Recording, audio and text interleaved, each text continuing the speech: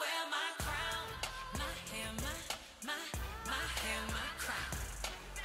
It don't matter how I wear it. It's beautiful in every color. Long, short, straight or color. I love what I see in the mirror. Bonjour à toutes et à tous, j'espère que vous allez bien. Moi c'est Océane. Bienvenue dans l'épisode numéro 11 de l'émission Carl Talk. Carl Talk a pour but de recevoir des personnalités publiques afrodescendantes de tous les domaines afin de retracer leur parcours de vie sous le prisme de leurs cheveux. Vous l'aurez compris, ici on met en avant des personnalités et des sujets qui ne sont pas assez représentés dans les médias traditionnels. Aujourd'hui, j'ai l'honneur d'être en compagnie de l'inspirante chorégraphe québécoise et jury de Danse avec les stars pour la 2e année consécutive. J'ai nommé Mel Charlot. Hello! Comment ça va? Très bien, merci. Et toi? Bah écoute, je suis vraiment ravie et honorée que tu sois là parmi nous. Et en plus, j'adore ton t-shirt. Ah, merci, merci beaucoup. Ma coiffeuse Yo-Yo de Montréal. En lien avec l'émission, franchement, j'adore. Donc, petit shout-out à cette créatrice, si jamais. Alors, Mel Charlot, on l'a vu danser pour Beyoncé, Pharrell Williams ou encore Lizzo. Passionnée de danse dès le plus jeune âge, elle a su par la suite crever l'écran outre-Atlantique à travers des programmes télévisés comme So You Think You Can Dance, Masked Singer ou encore Lip Sync Battle. Ça va mon accent? Ouais, c'est bon, c'est super. Parce que là, je suis avec une nord-américaine, alors j'ai l'impression. C'est trop bien, c'est trop bien. Ok, trop cool. D'ailleurs, n'hésitez pas à nous dire d'où est-ce que vous nous regardez aussi, c'est très très important. Parce que Carl Talk, la famille commence à s'agrandir et on voit que vous nous regardez d'un peu partout. Donc n'hésitez pas à nous le dire en commentaire. Avant aussi de commencer l'émission, j'aimerais remercier le salon Studio Boucle Paris qui nous permet de pouvoir tourner un épisode de plus aujourd'hui. N'hésitez pas aussi à nous soutenir en likant, en partageant, en commentant et surtout en vous abonnant. Ça nous permettra de faire du contenu de qualité. On démarre tout de suite. Alors Mel, oui. Je sais pas si tu as regardé les épisodes de Carl Talk, mais si c'est un petit peu. Le cas... Oh, oui. Ok. Donc du coup, j'aimerais que tu commences par te présenter de la façon dont tu le souhaites. Je m'appelle Mel Charlot. Mon nom c'est vraiment Mélissa, pas Mélanie. Souvent on me demande ça. Je suis une danseuse, chorégraphe, directrice artistique, une maman, épouse, une femme qui adore rire et une étudiante pour la vie. Voilà, en gros. C'est beau ce que tu dis en tout cas. Et j'ai hâte qu'on en apprenne davantage sur toi et que ce soit un bel échange. Merci. Donc pour poursuivre cet échange, on va commencer par le commencement. Ouais. Et dans Carl Talk, on commence par l'enfance. Ouais. Et tu as accepté de nous montrer une petite photo de toi, oui. Bébé, en tout cas enfant. Du coup, j'aimerais bien que tu puisses la décrire. On va en parler dans un instant. Hop. Merci. Mais incroyable, les cheveux quoi. Franchement, c'est... Wow. Ah oui, cette photo est... c'est une de mes photos préférées. Mais quand je te dis, je pleurais à chaque fois que je devais faire mes cheveux.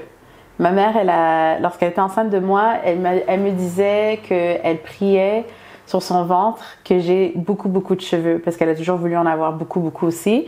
Et en tout cas, je sais pas, c'était un rêve pour elle. Et quand je suis sortie avec la touffe.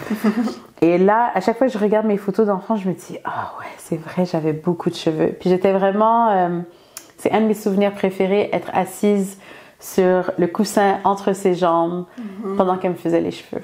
Et c'était vraiment difficile dans le temps parce que ça faisait mal et on n'avait pas tous les produits qu'on a maintenant non plus. Donc oublie, tu sais déjà. Mais maintenant, surtout parce qu'elle n'est plus avec nous maintenant, c'est vraiment un de mes souvenirs que je garde avec moi. Ouais. Et quand tu étais toute petite, est-ce que tu vivais déjà au Canada? Oui. Donc je suis née au Canada et j'ai grandi là. C'est seulement vers l'âge de 24 ans, 25 ans que je suis partie à Los Angeles pour vivre mes rêves. Ouais. Ouais. Et dans ta famille, est-ce que il et elle savaient s'occuper facilement de tes cheveux, hormis le fait qu'ils n'avaient pas beaucoup de produits, mais est-ce qu'ils avaient les techniques ancestrales? Est-ce que tu peux nous parler aussi de tes origines? Je vais dire que donc, mes parents sont haïtiens. Donc je suis d'origine haïtienne et il y avait beaucoup de styles de cheveux que ma mère aimait faire pour moi, que moi je n'aimais pas parce que je les voyais pas autour de moi. J'étais vraiment souvent la seule noire dans la salle ou dans la classe d'école et tout. Et des fois, tu arrives avec les boules dans les cheveux de toutes sortes de couleurs. Non, les bantounas, c'est venu pour plus tard pour moi. Je savais même pas c'était quoi encore. Mais non, juste des tresses avec les boules comme accessoires que tu mets dans les cheveux. Et dès que j'arrivais à l'école, tout le monde voulait me toucher la tête, tout le monde voulait savoir pourquoi j'avais ça dans les cheveux. Donc je me sentais toujours très angoissée et mal à l'aise parce que j'ai dit ok, ben j'ai toute cette attention là, pourquoi? Et puis est-ce que je suis vraiment différente de tout le monde? Et donc des fois ça m'énervait un petit peu. Je peux comprendre. Ça venait me chercher, mais j'ai appris beaucoup plus tard à vraiment aimer mes cheveux. C'est venu vraiment, vraiment beaucoup plus tard. Ouais. Et justement, on va continuer du coup un tout petit peu dans le temps. Ouais. Parce que tu disais que voilà, ça a pris du temps. Ouais. Et donc on va passer un petit peu à la deuxième partie de toi, de ton évolution. Ouais. On te voit toute jeune adulte. Et là, j'ai l'impression que tu es dans ta Rihanna vibes. Ah ouais. Cheveux rouges. Les cheveux rouges. Explique-nous ces changements capillaires. Ok. Alors, j'ai toujours eu mes cheveux au naturel. Et je demandais toujours à ma mère d'avoir une permanente parce que moi, ce que je voyais tout le temps, puis je voyais tout le temps dans les magazines à un certain moment donné, j'achetais les magazines américains qui est Black Hair puis tout, et les cheveux étaient plaqués. Puis je disais, mais comment on fait pour avoir ça? Comme moi, avec le gel, c'était impossible, ça revenait super gros. Comme même là, comment tu vois mes cheveux maintenant, j'aurais jamais fait ça quand j'étais plus jeune. Je disais, tout devait être vraiment lisse, mais c'est parce que c'est tout ce que je voyais. Je voyais les filles à l'école pouvoir faire ça, passer leurs mains à travers leurs cheveux. Donc, c'est tout ce que je voulais. Mais là, j'ai eu la permanente à l'âge de 16 ans, ce que j'ai adoré. Mais ensuite, quand je suis partie à Los Angeles pour ensuite aller à New York, puis toutes les auditions et tout ça, c'était un peu beaucoup à maintenir. Ensuite, je les ai coupées. Parce que mon chum ou mon copain à ce moment-là, on s'est laissé. Et c'était comme mon moment de juste, je fais quelque chose de dramatique. Mais je voulais mettre la couleur dans mes cheveux, je voulais faire toutes sortes de choses, mais je voulais pas les perdre. Donc là, je me suis dit, ok, tu sais quoi, je vais commencer des greffes. Donc là, en fait, j'ai commencé des greffes de toutes sortes de couleurs. J'ai fait mauve, j'ai fait orange, j'ai fait rouge. Et à chaque fois que je changeais, c'était en fait en même temps que Rihanna sans savoir. Et moi, je l'aimais beaucoup, donc je l'aime encore forcément. Beaucoup. Ouais, donc c'était vraiment cool. Voilà. Donc ça, ce que tu vois là, c'était début vingtaine. Ouais. Et à ce moment-là, à aucun moment, tu t'es dit peut-être que je vais revenir au naturel? Non, je voulais pas. Je suis allée même jusqu'au gris. J'étais vraiment comme gris, silver, comme Storm de X-Men. Oh wow, ça, c'est mes photos préférées. Je te la partagerai, celle-là. Ouais, ce serait cool. J'adore. Et même aujourd'hui, je me demande si je veux pas retourner faire ça encore. Je ne sais pas. Ouais. Pourquoi pas? Ouais, j'adore. Mais c'est lorsque j'ai perdu ma maman, il y a 10 ans, que je sais pas, j'avais juste besoin de retourner à mes racines. Ouais. Et justement, on va passer à la dernière photo de toi. On te voit du coup actuellement. Ouais. On te voit avec une incroyable coiffure, des tresses entrelacées, un peu en crête ou que sais-je. Très, très, très jolie. Merci. Donc ça, c'est ma coiffeuse Christelle sur Danse avec les stars. Elle est absolument incroyable avec Franck Provost. Elle travaille et elle fait n'importe quelle photo que je lui montre. Ce que j'aime, c'est qu'elle respecte mon goût. Parce qu'on n'a pas tous les mêmes goûts, donc facilement elle pourrait être comme, oh, tu veux faire ça? Mais regarde, elle fait, ok, je t'ai, oui, ok, je sais ce que je vais faire. Et ce que j'aime, c'est que avec mes coiffeuses, je veux pas leur imposer quelque chose, je veux leur dire, voici ce que je pense, je suis inspirée, est-ce que tu es inspirée? Et lorsqu'elle me dit oui, ben j'attends qu'elle mette sa propre touche. Et en effet, ça c'est sa touche à elle. Ça ressemble même pas à la photo que je lui ai envoyée en fait. Et c'est intéressant ce que tu dis, surtout sur les plateaux télé.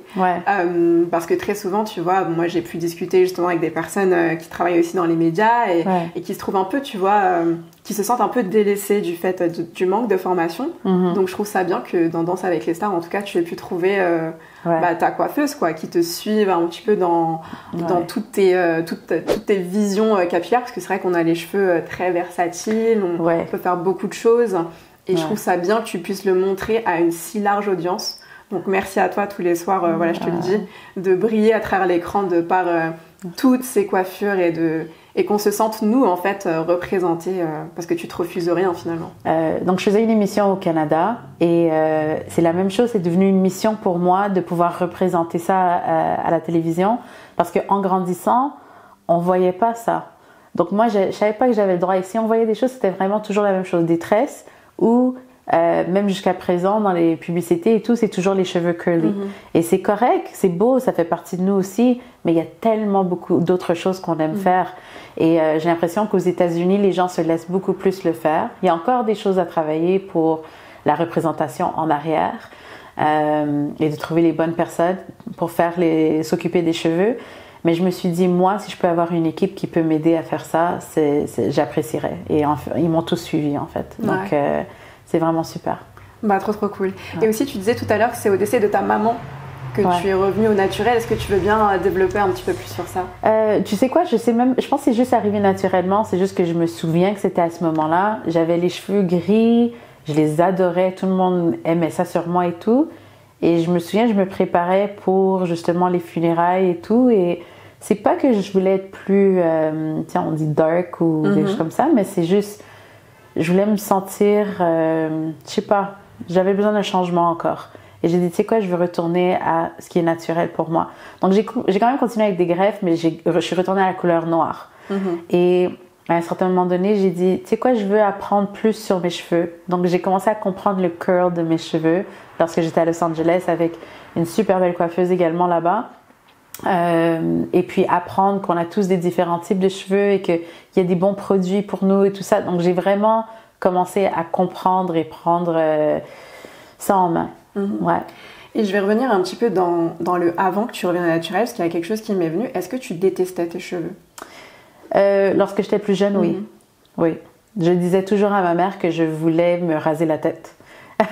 Et en fait, ouais, je lui disais toujours que je voulais raser ma tête. Elle me disait toujours, ris pas comme ça.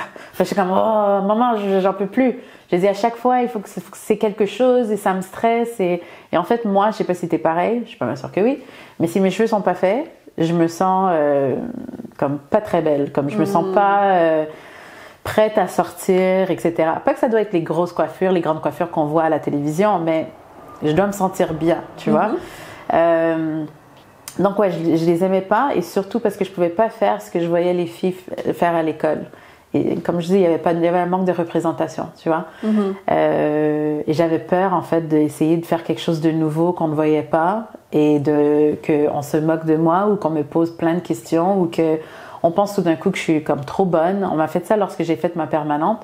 Je suis arrivée à l'école et c'était mix. J'avais les oh my god, tes cheveux sont tellement longs, sont tellement beaux, waouh, tu l'as fait, c'est beau. Ou c'est ah wow, ok, là t'es différente, hein, tu te crois différente maintenant parce que tes cheveux sont lisses et imagine, j'avais seulement 16 ans, tu sais, c'est à 16 ans, tu essayes de découvrir qui tu es, quel genre de jeune femme que tu es, etc.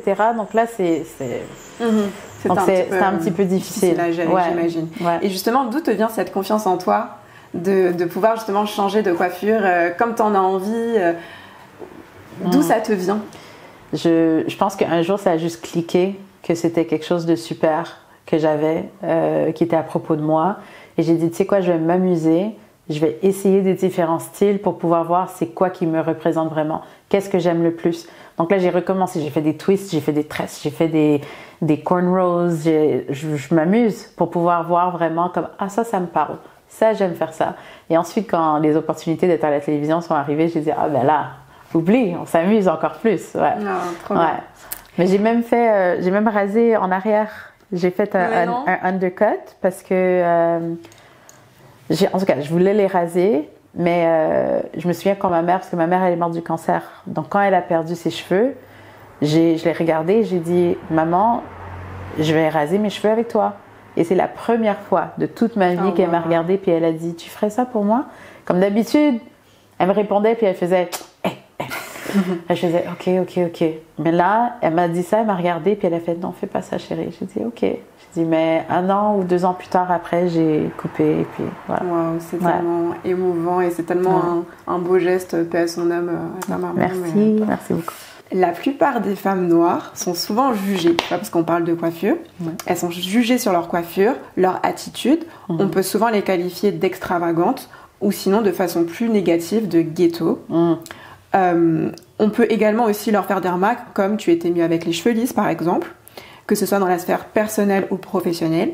Est-ce que toi, tu as déjà été jugée par tes changements capillaires en étant adulte, que ce soit dans le pro ou dans le perso? Oui.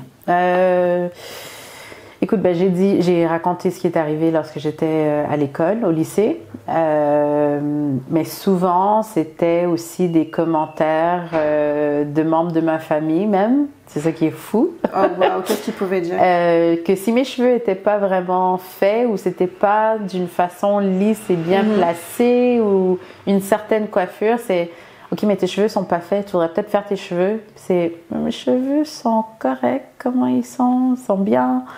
C'est un peu, je pense, être imposé de toujours avoir une certaine coiffure. Non, mais des fois, au naturel, juste out, c'est beau aussi, tu vois. C'est un peu comme le messy bun que les femmes blanches font, que tu dis, ah, mais c'est ça, tu veux faire ça toi aussi. Sinon, dans le domaine professionnel, j'ai souvent eu, comme en allant pour des entrevues ou quelque chose comme ça, le commentaire... mais t'as pas besoin de faire comme une grande coiffure et tout, hein. C'est juste les friser et tout. Et je sais que c'était pas d'une façon méchante, mais moi c'est venu m'affecter un petit peu parce que je dis mais c'est pas que j'essaye de faire une grande coiffure, pardon. C'est que mes cheveux, ça prend du travail. Je peux pas juste me réveiller comme ça. Là, par hasard, parce que je viens d'un tournage d'il y a 2 jours, je peux faire ça. Mais sinon, ça aurait été extrêmement difficile. Il aurait fallu que je fasse une préparation de faire des tresses le soir pour que j'ai un wave ou bien que je me lave les cheveux avant de te voir hier pour faire les produits pour que ça soit bien curly, qu'ensuite je fasse le gros...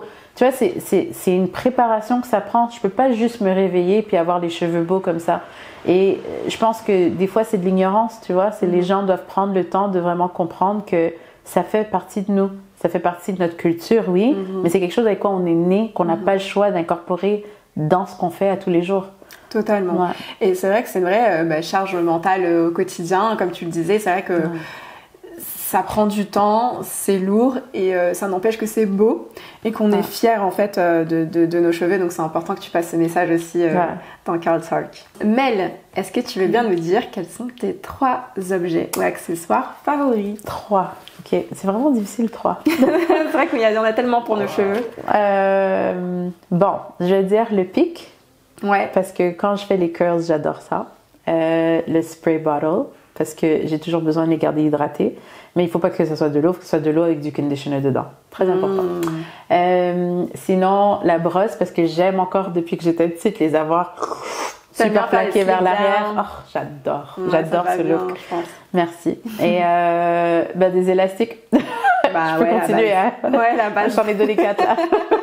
Voilà. Non, c'est parfait. Non, mais c'est vrai que c'est la base, en tout cas, c'est un peu le starter pack de la curly hair ou de la natural hair girl qui a besoin de ces basiques. On a toutes besoin de basiques, donc merci de les avoir partagés. Merci. D'ailleurs, j'aimerais savoir comment se passe la saison de Danse avec les stars et qu'est-ce que ça te fait d'y être pour la 2e année consécutive? Oh mon Dieu, ça se passe super bien. J'adore cette année. On n'arrête pas de le répéter, mais c'est vrai, le talent est incroyable. Tout le monde se surpasse et en fait, même quand ils voient qu'ils peuvent partir possiblement, ils donnent un autre coup de boost qui est vraiment beau à voir, le respect pour la danse. Je suis vraiment bien accueillie et respectée et j'aime ça. Ouais. Ta maman dansait. Ouais. Pourquoi avoir choisi la danse comme domaine professionnel? Est-ce qu'elle t'a inspirée? Et est-ce que ça a toujours été évident pour toi? Elle est lourde la question. Oui, maman, elle dansait la danse folklorique haïtienne. Et moi, j'ai toujours dansé sans savoir que ça allait être ma carrière. J'ai juste toujours aimé danser. J'ai toujours aimé être créative. J'ai toujours aimé être autour de la musique et tout ça grâce à mes parents. Surtout mon père jouait de la musique tout le temps à la maison, de tous les styles, comme opéra à James Brown, à style haïtien, les chansons françaises, québécois, en tout cas tout. Donc j'ai toujours dansé et oui, ça a été difficile pour moi parce que à Montréal, où est-ce que j'ai grandi, le style que je faisais n'était pas autant représenté dans les médias ou à la télévision, etc. C'est pas comme maintenant, tu vois. Donc j'ai senti que je devais partir pour pouvoir vraiment m'épanouir. Ouais. Et justement, tu t'en es plutôt bien sortie, hein, vu ce qu'on voit, ce que tu es devenue maintenant. Mais le métier de danseuse ne signifie pas forcément la sécurité financière. N'as-tu pas eu une certaine pression de réussite ou de réussir par ta famille ou autre? Oui, c'est sûr. Je pense que c'est là, pour répondre à même ton autre question, c'est sûr, il y a eu beaucoup de défis. Et il y en a encore aujourd'hui. Pas les mêmes défis, quelque chose de nouveau, c'est sûr, parce que à chaque niveau, tu as des nouveaux défis. Mais je ne savais pas vraiment comment, des fois, j'allais payer mon loyer. Je ne savais pas comment j'allais payer mon billet d'autobus pour rentrer à la maison. J'allais danser dans les métros lorsque j'habitais à New York. J'habitais souvent sur des sofas chez des amis. Vous dites sofa ici ou canapé? Oui, ouais, ça va, on les comprend. deux. Ouais, t'inquiète pas. Donc, oui, ça a été assez difficile et pas sûre de ce qui s'en venait, mais je sentais dans mon cœur et dans tout mon corps, tout mon être, que j'étais censée faire ce que je faisais. Donc, je l'ai suivi. Tu fais un métier où tout passe par le corps. Ouais. Je te l'ai dit aussi en off, mais tu es vraiment une femme magnifique. Merci. Ayant des formes. Et donc, n'as-tu pas été confrontée à de la grossophobie dans le domaine de la danse, ou est-ce que tu as eu des pressions sur ton apparence dans ton métier? Pression, absolument. Au début, même la forme que je dis souvent dans les entrevues, la forme que j'ai maintenant, c'est après que j'ai eu un enfant. Mais j'ai toujours eu un peu cette rondeur et tout, mais même quand j'étais beaucoup plus petite. Et c'était jamais assez petite comparée aux autres femmes autour de moi qui auditionnaient. Donc dans les auditions, c'était très difficile. Et des fois, lorsque tu arrivais, même quand on faisait des compétitions, souvent c'était les filles voulaient porter des crop tops et tout. Et moi, c'était pas la même chose. Mon corps était pas fait pour ça, tu vois. Donc c'était très difficile de me retrouver, de trouver ma confiance à travers ça et de me concentrer sur juste la danse parce qu'il y avait tellement plus qui venait avec. Donc c'est vraiment plus tard, après avoir accouché et avoir eu des opportunités pour danser quand même, et même pendant que j'étais enceinte, et même lorsque j'ai dansé pour les os, j'étais pas censée danser pour les os non plus. J'assistais la chorégraphe, donc je faisais de la chorégraphie. Ouais, donc je faisais la chorégraphie avec elle et tout, et elle vient me voir et elle dit les os et moi on veut savoir si tu veux danser. Et j'ai dit danser. Elle dit, ouais, elle est en tournée, être une des filles. Et je dis, je te reviens.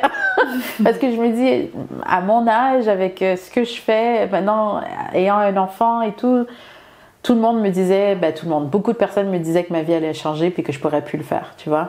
Et donc, quand j'ai dit oui, je savais pas que je rentrais dans une opportunité de vraiment m'apprécier et m'aimer où est-ce que j'étais. Et le corps que j'avais, ce que mon corps a pu faire pour moi en fait. Ouais, c'est très fort en tout cas ce que tu portes comme message. Et je trouve que c'est important aussi de s'écouter malgré toutes les pressions et critiques qu'on peut avoir. Je pense que quand on croit intimement à ce qu'on est censé faire, à ce qu'on aime faire, je pense qu'on peut faire de belles choses. Donc c'est cool que tu puisses. Je suis sûre que tu as senti la même chose quand tu as décidé de faire ce podcast. Ouais. Totalement. Ouais. Je le disais en introduction tout à l'heure, Mel, tu as fait pas mal de télécrochets, d'émissions télé. Et justement, pourquoi est-ce que tu es passée par la télévision dans ta carrière de danseuse? Est-ce que c'était une volonté de ta part ou pas? Non, je suis juste tombée dedans. C'est vrai? On est venu te chercher? En 2018, c'est 2018? Ouais, 2018, j'ai un ami qui m'appelle et qui dit « Est-ce que tu veux assister pour Lip Sync Battle ?» Je dis, attends, tu me niaises? Il dit non. Elle cherche une autre assistante, je te propose. Je dis, ouais, ok, d'accord, je viens. Et ça a juste commencé tout ce cheminement de travailler à la télévision, de faire toutes ces émissions-là. Et ça continue, c'est fou. Ouais, je ne m'attendais pas à ça. Et est-ce que ça a contribué à une certaine confiance en toi? Le fait de te voir à l'écran, d'être à l'écran, ou c'est assez variable? C'est variable, parce que je suis très dure avec moi-même. Il y a beaucoup de moments où je peux pas me regarder, je veux pas m'écouter. Mais je pense que la confiance, je l'ai eue des femmes qui m'ont donné l'opportunité, qui m'ont dit oui, viens m'assister, oui, viens être avec moi. Que ça soit Danielle Flora, Rhapsody James, Tanisha Scott. Écoute, je peux continuer à en nommer, mais ces femmes-là ont dit viens m'assister, sois avec moi, et j'ai eu l'opportunité de les voir à l'œuvre, mais aussi de trouver ma voix lorsque je chorégraphie, parce que souvent j'étais derrière la caméra. Devant la caméra, c'est seulement dans les 2 dernières années, c'est nouveau. Wow. Moi, je voulais jamais être devant la caméra. C'est fou. Ah ouais, j'aimais, même ce qu'on fait là maintenant, j'aimais pas parler. Ok. Ouais. Pourtant, tu le fais avec une telle facilité que... Merci, tout le monde me dit ça, donc tu vois.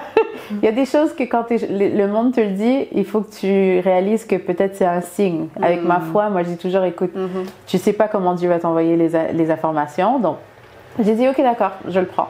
Vu que tu es danseuse, j'imagine que tu as dû faire pas mal de concours, de compétitions, etc. Ouais. Et selon ton expérience, est-ce que les coiffeurs à ce moment-là savaient s'occuper de tes cheveux? Est-ce que tu as quelques anecdotes à nous raconter? On veut du... Est-ce que tu as 4 heures de temps? Spill the tea. Oh là là, ouais, there's a lot of tea. Écoute, oui, j'ai vécu beaucoup de choses. Des choses très difficiles lorsque tu rentres, tu t'assois, ils disent « Oh, je fais quoi avec ça ?» Des commentaires comme ça, ou bien le coiffeur ou la coiffeuse doit aller voir quelqu'un d'autre pour savoir comment s'en occuper, ou laisse leur ego prendre l'avant à la place de demander ou bien de s'informer ou bien de justement aller voir quelqu'un qui aurait plus d'expérience, se disent ok, je suis capable, mais utilise les mauvais produits, essaye de mettre la chaleur dans mes cheveux quand il faut pas, ou bien sans les protéger d'abord. Donc j'ai vécu quand même pas mal de choses, et ça c'est point de vue capillaire, même point de vue maquillage par rapport au teint, etc. Il n'y a toujours pas aujourd'hui assez de représentation en arrière.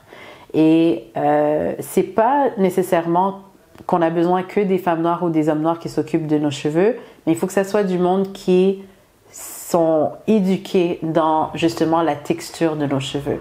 Parce que tu peux pas mettre n'importe quel produit. Et c'est pas à propos de faire n'importe quelle structure. Le cheveu, après, lorsque tu l'enlèves, il doit être encore bien. Je veux encore que mes cheveux soient en santé après. Donc ça, pour moi, oui, j'ai vécu des choses très difficiles, que ce soit au Canada, même aux États-Unis. J'ai fait une job, ouais, je devrais pas dire le nom, mais j'ai fait pour quelque chose, un grand nom, que je me disais, on est plusieurs noirs, on est plusieurs femmes qui ont les cheveux comme ça, on devrait être ok. Et finalement, non, c'était difficile. Et je me souviens, je suis retournée dans la toilette, essayer d'arranger moi-même, etc. Oh, wow. Ouais, donc c'est à ce point. Ouais, donc je pense que c'est ça qui est important, même aux États-Unis. Par contre, ils font plus de mouvements, comme il y en a un qui s'appelle Textured Onset, où ils éduquent justement des coiffeurs et des coiffeuses qui veulent savoir plus. Quel produit utiliser, comment sont les différentes textures de cheveux, de nos cheveux, etc. Parce qu'on n'a pas tous le même curl, on n'a pas tous besoin de la même chose. C'est tellement différent. C'est ça. Donc, moi, je trouve ça super intéressant. Parce que même au Canada, dans les salons, ils n'ont pas encore cette section-là pour les, justement, j'allais te demander. Les cheveux texturés. Parce que nous, en France... Avant que ça a changé un petit peu dernièrement, mais à ce que je sache, non. Parce que nous, en France, du coup, c'est, je crois, la même chose qu'au Canada, c'est-à-dire que ça peut être une option, mais c'est pas quelque chose dans l'école de coiffure qui est obligatoire. Non. Et justement, de plus en plus de coiffeurs ou d'apprentis, en tout cas, se battent pour que ça devienne quelque chose d'obligatoire, en fait. Ouais. Donc, ouais. Et ce qui a été difficile pour moi souvent, c'est que je demande d'avoir, par exemple, une certaine équipe, et c'est pas parce que je veux imposer et arriver à être ma diva, avoir une équipe, mais c'est parce que j'ai besoin de me sentir bien pour faire mon travail. Je veux pas avoir à penser que mes cheveux sont pas bien faits ou j'ai pas la bonne couleur de teint et donc je me sens bizarre et là je me concentre là-dessus à la place de faire mon travail, quoi, tu vois. Donc ça c'était vraiment ça a vraiment été difficile, mais j'espère que ça va s'améliorer. Ouais, que ça va évoluer dans le bon sens en tout cas. C'est ce qu'on essaye de faire ici. Ouais. Et justement, tu parlais de certains noms de femmes qui t'ont tendu la main. Ouais. Et j'aimerais savoir quels étaient tes modèles en tant que danseuse. Oh mon Dieu, en tant que danseuse. À ton époque, en tout cas. Oh là là. Alors, est-ce qu'il y en avait ou pas? Oui, il y en avait, c'est sûr, il y en avait. Il y en avait beaucoup dans les vidéoclips que je connaissais pas et que j'ai rencontrés lorsque ensuite j'ai déménagé à New York et Los Angeles. Donc il y avait Tavia et Shauna, j'ai oublié leur nom de famille là maintenant. Tanisha Scott, avec qui j'ai pu travailler, c'est une grande chorégraphe. C'est avec elle que j'étais au téléphone tout à l'heure. Mais c'est une grande chorégraphe et directrice artistique avec qui j'ai fait les os, mais qui a fait toutes les Sean Paul, Rihanna, etc. Et elle vient de Toronto, du Canada. Et elle est jamaïcaine. Et donc pour moi, c'était une grande inspiration parce que j'étais comme, mon Dieu, c'est une femme noire au Canada, plus tout ce qu'on vit au Canada, plus l'arrière-plan, tout ce qui vient de ta culture, etc. Puis ensuite venir percer aux États-Unis, c'était vraiment une inspiration pour moi, c'est sûr. Il y avait Ava Bernstein également qui est à LA. C'était la fille noire qui dansait avec Justin Timberlake. Donc dans son vidéoclip My Love puis tout, je suis allée voir le concert 2 fois parce que je voulais la voir encore en concert. Même pas pour l'artiste. C'était le fait que je voyais, parce que aussi elle avait toutes des courbes, etc. Mais la façon qu'elle dansait, j'étais comme yes, finalement, parce que c'était pas une femme non plus qui était en petite culotte et en bikini, etc. Tu vois, souvent c'était ça qu'on demandait aux auditions. J'en ai passé des auditions comme ça en année longue, ouais. Mais là, on la voyait en plus dans un style genre pop et même un peu hip-hop et tout, et habillée d'une façon comme les gars et tout. Je disais ah ouais. Elle dégage un flow, elle dégage quelque chose. Ouais. Trop bien. Et si tu pouvais citer ton meilleur moment dans ta carrière de danseuse, de chorégraphe, danseuse ou chorégraphe, lequel serait-il? Oh my God. C'est tellement difficile cette question. Ok.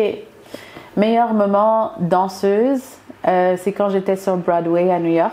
C'était un moment inattendu parce que j'ai jamais voulu nécessairement être sur Broadway, mais c'est toute une longue histoire. Mais j'ai pu être sur cette pièce de théâtre et tout, et mes parents sont venus me voir. On conduit jusqu'à New York pour venir me voir. Et c'était une façon de leur montrer un peu, vous m'avez fait confiance, et là je suis sur Broadway, puis c'est le début de ma carrière. Donc ça c'est un moment très très bon dans mon cœur. Ouais. Et en tant que chorégraphe? Et en tant que chorégraphe, je veux dire lorsque j'ai chorégraphié pour So You Think You Can Dance, parce que j'ai auditionné pour cette émission-là à l'âge de 18 ans, aux États-Unis d'abord, avant Canada. Et je me souviens, ma mère, elle avait dit vas-y, comme tu peux y aller, va auditionner. Mais j'étais pas une danseuse qui était technique et tout ça. J'avais pas fait d'autres styles. Je faisais vraiment juste du hip-hop à ce temps-là. Et je me souviens, c'était mon père et ma mère, ils m'ont dit, je pense pas que tu es censée être danseuse sur une émission comme ça, je pense que tu es censée être juge. Et j'ai dit, ouais, ok, non, je pense pas. Tu sais, quand tes parents te disent quelque chose parce qu'ils croient en toi, croyez en vos parents. Très important. Quand ils vous encouragent, croyez. Ils voyaient quelque chose que moi, je n'avais pas encore vu, en fait. C'est pour ça, donc là, lorsque ça s'est arrivé, mon père, il me disait, ben ouais, je te l'avais dit. C'est incroyable. Ouais. Alors, je sais pas s'il l'avait vu, ça, mais qu'est-ce que ça fait de travailler avec Beyoncé?